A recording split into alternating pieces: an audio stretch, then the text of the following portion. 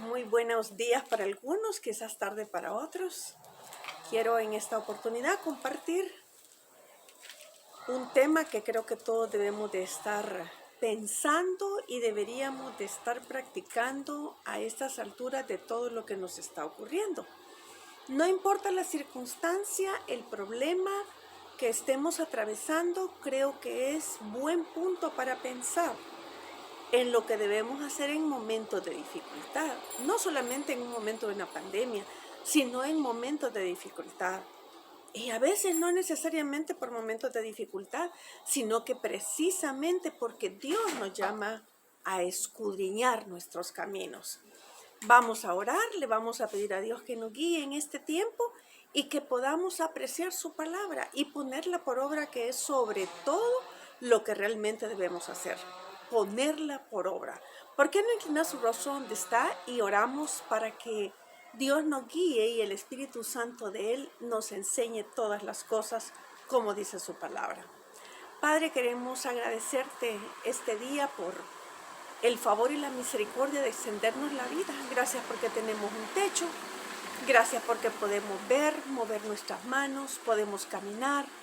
Padre, gracias porque tenemos alimento, gracias porque tenemos una familia, gracias por las personas de las cuales estamos rodeados. Padre, gracias. Gracias por la oportunidad de compartir tu palabra, no importa cuál sea el medio.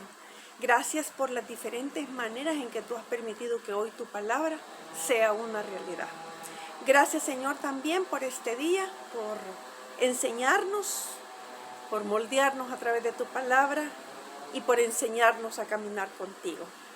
Gracias, Señor, permite que tu palabra no regrese vacía en nosotros, sino que produzca un fruto y que realmente haga lo que tú quieras.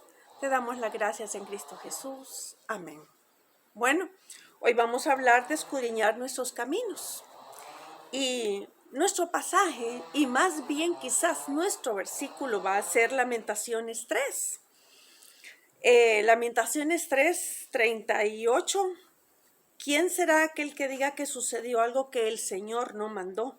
De la boca del Altísimo no sale lo malo y lo bueno. Bueno, quisiera que primero definiéramos algunas cosas, como por ejemplo, ¿a qué le llamamos bueno y a qué le llamamos malo? Tenemos la tendencia a pensar que cuando nos está pasando algo malo bajo nuestra perspectiva, es malo realmente. Pero a veces Dios, en medio de todo ese panorama que nosotros vemos como malo, tiene un propósito. Y a veces llamamos bueno precisamente a lo que para nosotros es bueno. Pero déjeme decirle una cosa, la mente de Dios no es la misma que nosotros, las formas de Dios no es la misma que nosotros, y el reloj de Dios no es el mismo que nosotros. Y créame que cuando digo esto, estoy pensando también en mí, no solamente en los que están oyendo, a cada uno de ustedes o los que están viendo, sino que estoy pensando precisamente en mí. ¿Cuántas veces he creído que quizás la situación por la que he vivido es completamente difícil y mala? Pero a la larga, con el tiempo y bajo la palabra de Dios, me he dado cuenta de una cosa. No fue malo. Fue la forma que Dios usó para convertirme en lo que sería después de cierto tiempo. O es la forma que Dios usó en que su nombre se iba a glorificar. O es la forma que Dios usó para que yo pudiera cambiar. Entonces vamos a ver que las formas de Dios a veces pueden parecernos malas, pero no lo son. Pueden parecernos buenas y a veces sí lo son. Y simplemente es algo que Dios está moldeando. Porque Dios siempre está trabajando en la vida de sus hijos. Dios no quiere que nos estacionemos y nos quedemos igual y nos estanquemos. Dios quiere que si vamos a estacionarnos por algo sea para aprender de su palabra. Y si vamos a caminar sea para ver su gloria. En todas estas cosas Dios siempre tiene un plan y un propósito para sus hijos. Por lo tanto, en cada situación en nuestra vida, Él está cumpliendo propósitos que Él tiene en la vida de sus hijos para mostrar su gloria y para que nosotros cumplamos el propósito que Él tiene en nuestra vida. Cuando pasamos por esos momentos difíciles, a veces tendemos a llamarle desiertos, teniendo una perspectiva equivocada de lo que es un desierto. Porque quiero aclararte algunas cosas. El desierto no siempre es la figura que nosotros pensamos, aquella tierra árida, donde allá a kilómetros una florcita aparece. Ni tampoco es aquella perspectiva únicamente de aquella tierra árida y las dunas, que son las montañas de arena, y de repente un pequeño oasis y una palmera.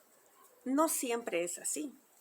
¿Y por qué te lo digo? Porque físicamente en el mundo natural hemos visto lugares, específicamente voy a darte algunos, porque a lo largo de los siglos las comunidades han sabido sacar partido de estos lugares. Han sido capaces de evolucionar adaptándose a las circunstancias. Por ejemplo, los indios nativos del desierto de Sonora, en la frontera natural entre Estados Unidos y México, basan su agricultura desde hace siglos en un sistema natural de riego que aprovecha las inundaciones estacionales y las laderas para sus cultivos. O sea que sí hay cultivos en ese desierto. Muy cerca de ahí, en el valle de Salt River, en Arizona, los primeros pobladores crearon hace 15 siglos un sistema de canalización de riego basado en la rueda que no usa metales y que al día de hoy es el ejemplo para ingenieros agrónomos que trabajan en la zona. ¿Y qué decir de Israel? Que su sistema de riego y sus muchos descubrimientos han llevado a ser una tierra realmente que florece. Así que no nos enfoquemos en esa idea tan alejada muchas veces aún de la propia naturaleza y cómo el hombre ha descubierto la forma en trabajarlo. En la vida espiritual también, un desierto puede significar ver las maravillas de Dios, donde no solían haber, o crear oportunidades de donde no pensábamos. Que Dios nos dé mejores habilidades o nos provea de fortalezas, o una transformación que necesitamos, o sean tiempos de escudriñar sus caminos. Quiero aclararte que esos tiempos difíciles muchas veces son tiempos de mucha bendición. Y hay gente que dice, estoy pasando por un desierto, pero pensando en una tierra árida. No, no pensemos en esa tierra árida. Pensemos en lo que Dios puede hacer. Y a mí me maravilla ver este tulipán. ¿Sabe por qué? Porque cuando comenzamos en estos meses, simplemente eran hojas. Y muchas veces pasan por meses y meses y meses solamente en las hojas. Y vienen los tiempos de nevadas y todo eso, y solo están las hojas. Pero de repente aparecen los botones. Y uno puede ver esta belleza de flores llamados tulipanes, que en su momento producen esa belleza que nosotros podemos disfrutar. Y parecía que estaban escondidos y parecía que nunca iban a producir una flor tan maravillosa y tan bella como son ellos. Entonces, en estos tiempos que les podemos llamar difíciles, de desierto, bajo una perspectiva equivocada o bajo una perspectiva correcta, en estos tiempos lo ideal sería que nosotros escudriñáramos nuestros caminos. Yo quisiera que pensáramos por un momento cómo queremos salir de este tiempo. Mucha gente está pensando que vamos a volver a la normalidad. No sé si yo quiero esa normalidad, porque Dios con un propósito está permitiendo este tiempo. Y yo quisiera que pensáramos más bien cómo aprovechar este tiempo que Dios nos está permitiendo. Y ya hablé en algunas oportunidades y lo han visto en Facebook. He hablado acerca de que no debemos de estar discutiendo, peleándonos, enfocándonos solo en el oficio de la casa y también solo enfocados quizás en comer, en ver televisión. O a lo mejor simplemente teniendo la lectura común que teníamos antes y aprovechando todo el día en otras cosas. Yo quisiera animarles a todos ustedes a que sea un tiempo para escudriñar nuestros caminos. que cuando salgamos de este tiempo, salgamos como alguien renovados, como alguien dispuesto de verdad a obedecer a Dios en todo sentido, como alguien dispuesto a dejar atrás lo que no servía, lo que no estaba correcto, y enfrentarme a un mundo totalmente distinto, pero bajo la perspectiva de Dios. Por eso nuestro tema es: escudriñemos nuestros caminos. Y otra vez, volvamos a Lamentaciones 3. ¿Quién será aquel que diga que sucedió algo que el Señor nos mandó? De la boca del Altísimo no sale lo malo y lo bueno. Y de nuevo, yo quiero decir que Dios tiene el control de todo. Aunque a mí no me parezca, aunque a mí no me guste, aunque no sea bajo mi perspectiva, aunque no esté rodeada de lo que yo quisiera, aunque no esté en el lugar donde es mi vivienda o mi país, no sé, en mi departamento. Quizás unos se quedaron en esta etapa en un departamento que no es su casa, pero lo cierto es que Dios ha tenido el control absolutamente de todo.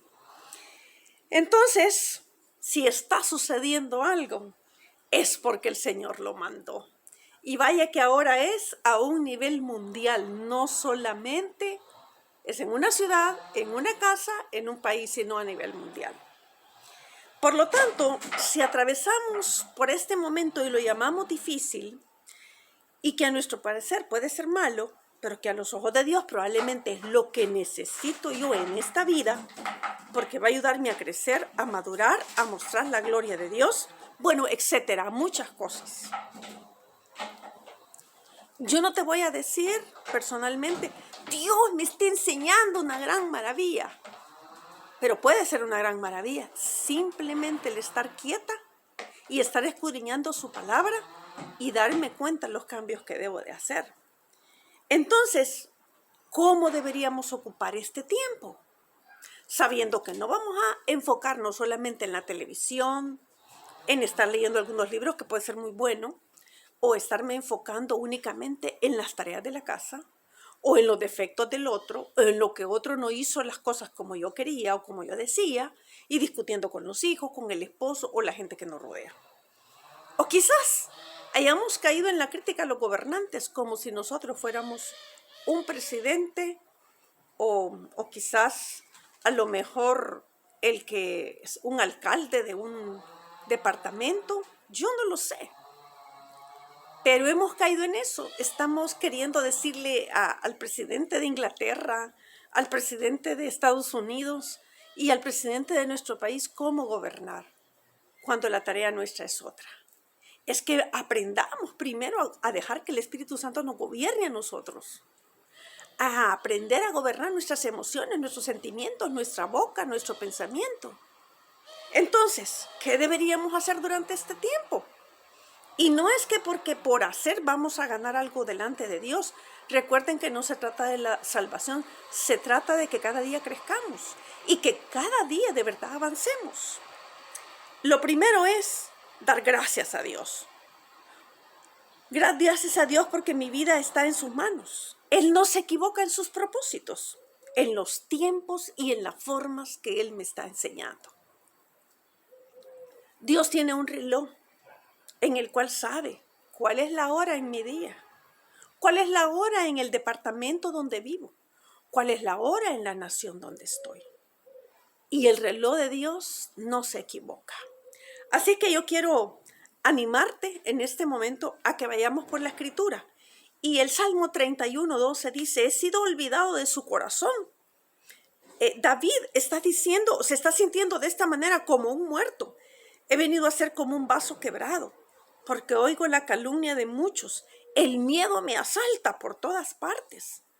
¿Y cuál es el miedo que puede asaltarnos a nosotros? ¿Al futuro, al presente? Mientras consultan juntos contra mí e idean quitarme la vida.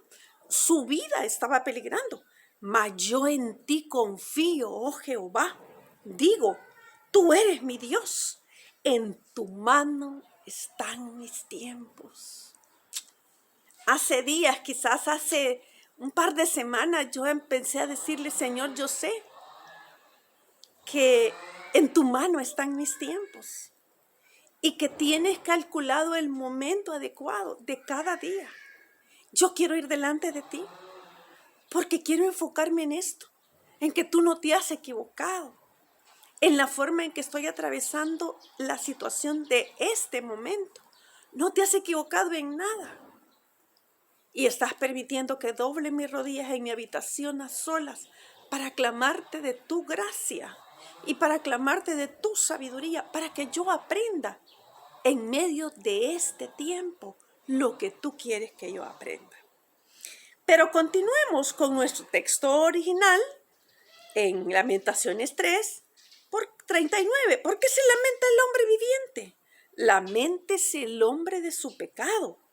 Escudriñemos nuestros caminos y busquemos y volvámonos a Jehová. Y si usted lee el libro de Lamentaciones, va a ver la queja de Jeremías, o sea, se estaba quejando de toda la situación difícil y no vamos a criticarle por esto, cómo se sentía ante un Dios como que lo había olvidado. No olvidemos que Jeremías fue el profeta llorón y que durante toda su predicación nadie se convirtió y que hubo momentos de reyes malos y que hubo gente que no quería seguir a Dios. Y entonces él se está lamentando, como dice el libro Lamentaciones, de todo esto. Pero él es el que dice que no saldrá de Dios lo bueno y lo malo. Escudriñemos nuestros caminos y busquemos y volvamos a Jehová. Hoy vamos a hablar de escudriñar nuestros caminos. Y la palabra escudriñar en su original es buscar y es cambiar, ser diligente para hacer un cambio en nuestra vida. Y es lo que estamos queriendo hacer ahora. ¿Y caminos qué significa? Porque hay que escudriñar nuestros caminos, no el del otro. Y el camino es figurativamente el curso de una vida o acción. Y también significa una costumbre de caminar o de ser pasajero a través del camino. Entonces es la vida que vamos transitando. Dios es el que escudriña nuestro camino y nuestro corazón. Él es el primero que escudriña. David lo sabía y se lo pedía a Dios.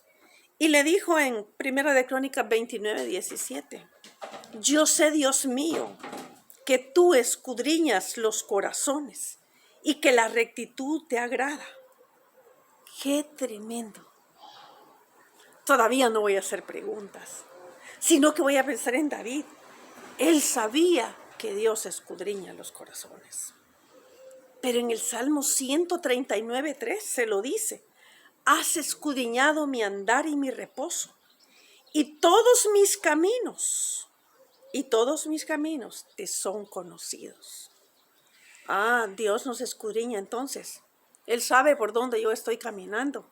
Él sabe lo que hay en mi corazón. Él sabe por qué hago tal actitud con el rostro. Él sabe qué estoy pensando. Él sabe por qué digo una palabra que a veces parece hiriente.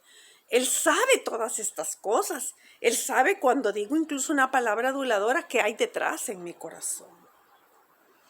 Y Jeremías 11:20 dice, pero oh Jehová de los ejércitos, que juzgas con justicia, que escudriñas la mente y el corazón. Dios está escudriñando la mente y el corazón de sus hijos. A veces no nos damos cuenta de esto. Y simplemente nos acostumbramos a una vida cristiana y vamos pasando la vida sin mirar lo que estamos haciendo. Salmo 26:2 dice, escudriñame, oh Jehová, y pruébame. ¿Somos capaces nosotros de decirle esto al Señor? Examina mis íntimos pensamientos y mi corazón. ¿Qué encontraría Dios si examinara mis íntimos pensamientos y mi corazón? Pero también Job lo reconocía. Decía ante sus amigos, sería bueno que él os escudriñase. Os burlares de él como quien se burla de algún hombre. También Job sabía que Dios escudriña a los corazones. Si Dios es el que escudriña la mente y el corazón, ¿qué está encontrando hoy en mí? Yo no quiero saber lo que está encontrando en ti, quiero saber qué está encontrando en mí. Y espero que esta palabra la hagamos efectiva hoy. ¿Qué está encontrando Dios en mí? En mis íntimos pensamientos, en mis actitudes, en mi forma de pensar, en mi forma de hablar. ¿Qué es lo que está encontrando Dios? Y entonces ¿Qué quisiéramos nosotros que encontrara? Que encontrara obediencia, sometimiento a su palabra, que yo quiera deleitarme en él y que quiera hacer bien a los que me rodean y que quiera realmente más estar pensando en mi deleite que en los de los demás, en poder ayudar a los demás, en poder ponerme en los zapatos del otro en vez de estar pensando en lo que yo pienso, en lo que yo quiero y en lo que yo digo. ¿Qué quisiera entonces que Dios encontrara en mí? Como el salmista David, pidámosle que escudriñe nuestras vidas y nos muestre lo que no se ha ajustado a su voluntad. Punto B, de escudriñar nuestros caminos. Para escudriñar nuestros caminos debemos escudriñar primero las Escrituras. En Hechos 17, en Juan 5:39, escudriñad las Escrituras, porque a vosotros os parece que en ellas tenéis la vida eterna, y ellas son las que dan testimonio de mí.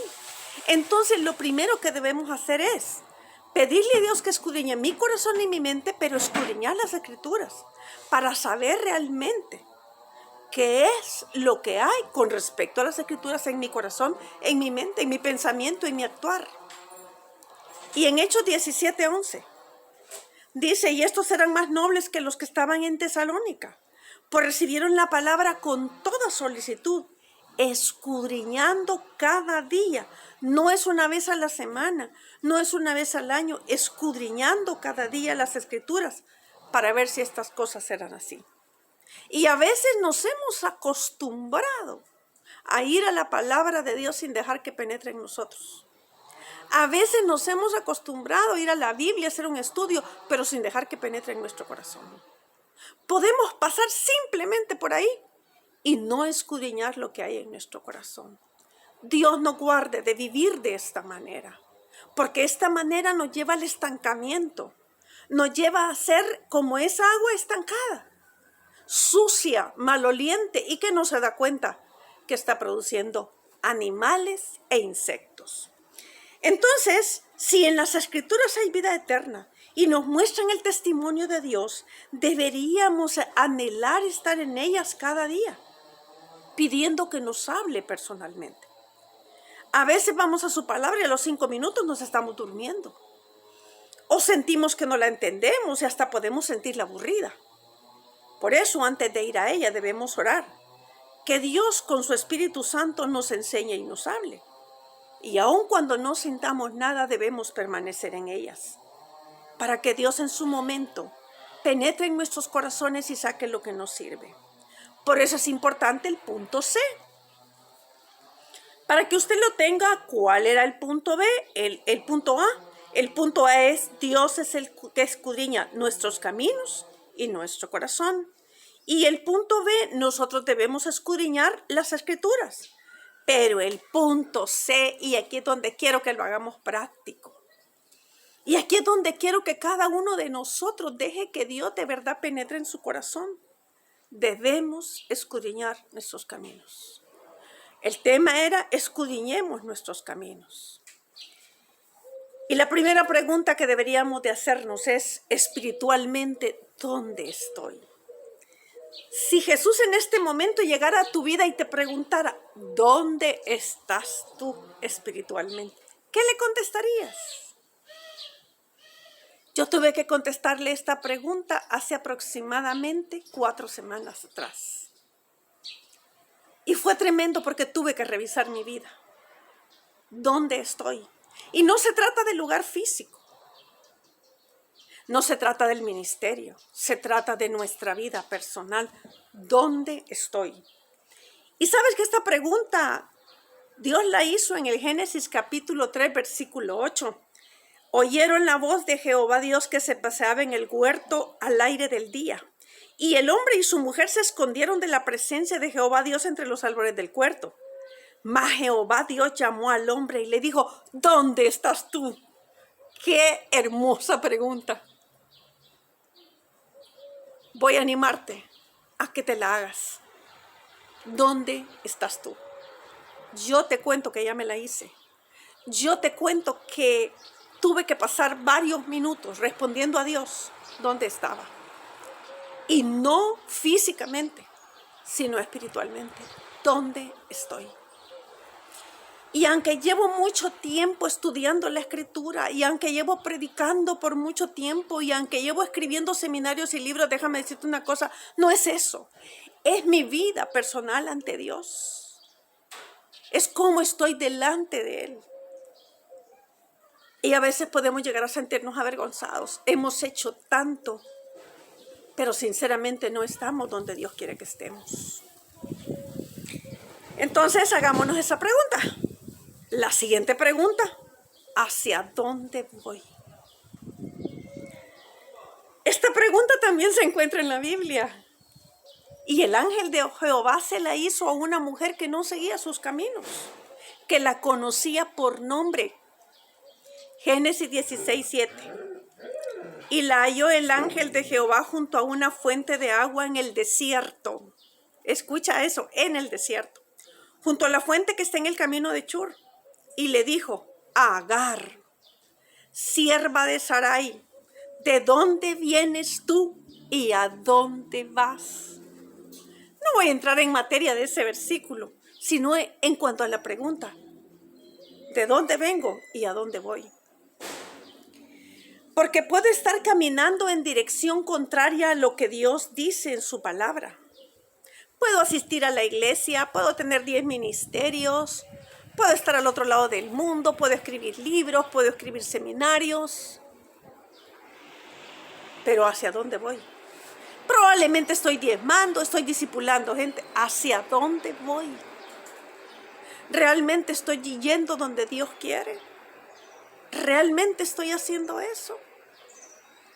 Porque muchas veces solo estamos viviendo una costumbre o una religión. ¿Qué estoy haciendo? Es la siguiente pregunta. Y me gusta tanto que la Biblia tiene estas preguntas o tiene estas expresiones. En 2 de Crónicas dice, Dios nuestro, ¿no lo juzgarás tú?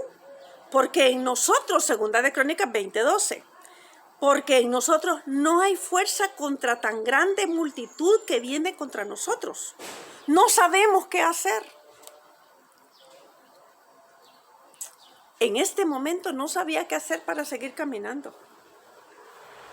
¿Qué estoy haciendo? Esta es la pregunta que nos estamos haciendo. ¿Qué estoy haciendo?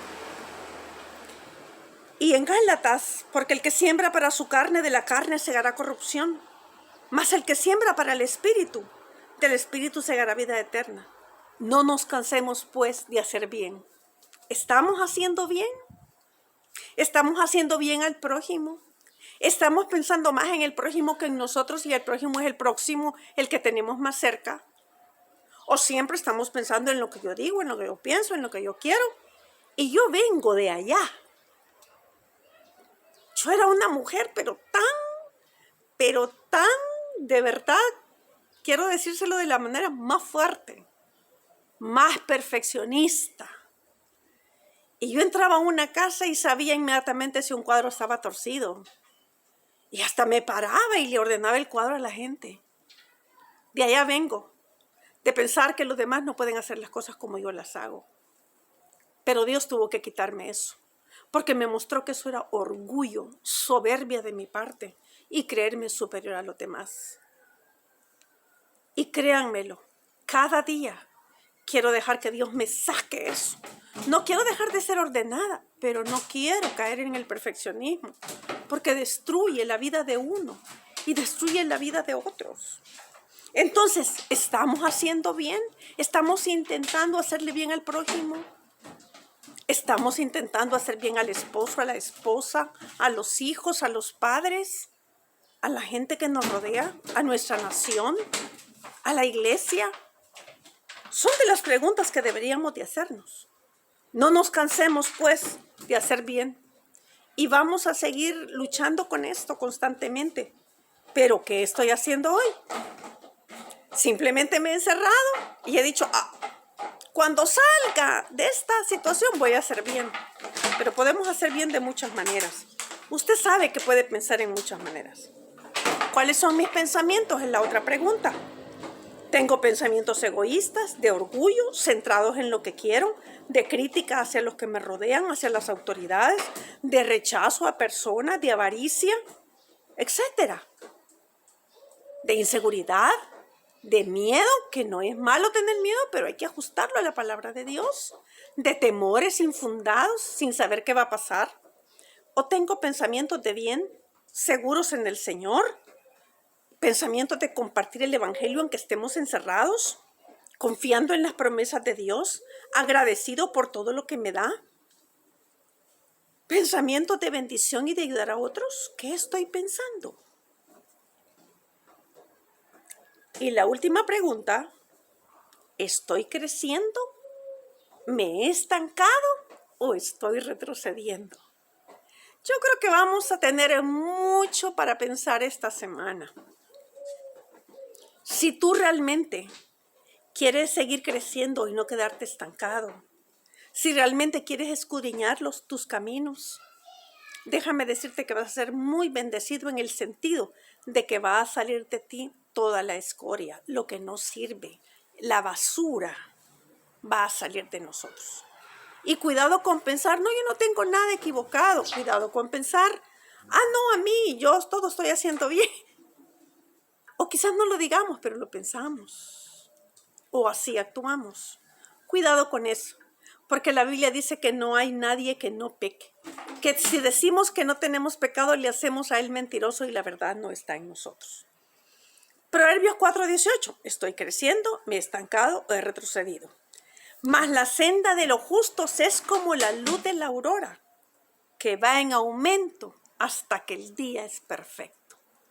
No dice hasta que tengas 20 años, o tengas 70, o tengas 10 años de caminar en el evangelio, o ya hayas hecho esto, esto y esto. No, dice que la senda de los justos, y hemos sido justificados con la sangre del Cordero, es como la luz de la aurora, que va en aumento hasta que el día es perfecto. Como hijos de Dios debemos buscar crecer en el conocimiento de Él, obedeciéndole, amándole y dejando que Él crezca para que yo mengüe. Juan 3:30 lo dice, es necesario que Él crezca, pero que yo mengüe. Pero Pablo también lo decía en Corintios. Primera de Corintios 15:31, os aseguro, hermanos, por la gloria que de vosotros tengo en nuestro Señor Jesucristo, que cada día muero. Y quiero decirle algo que Pablo dijo precisamente en Filipenses. Y en Filipenses capítulo 3, versículo 12, no que lo haya alcanzado ya ni que ya sea perfecto, sino que prosigo por ver si logro hacer aquello para lo cual fui también asido por Cristo Jesús. Mira el versículo que viene, el versículo 13 en Filipenses, capítulo 3, versículo 3. Hermanos, yo mismo no pretendo haberlo ya alcanzado, pero una cosa hago, olvidando ciertamente lo que queda atrás y extendiéndome a lo que está delante, prosigo a la meta. Es estar analizando hasta dónde he llegado, de dónde vengo, para dónde voy, qué cambios puedo hacer. Le animo a hacerse estas preguntas y tomar la decisión de seguir el camino de Dios y no más nuestro camino. Le dejo este tema para que reflexione, pero también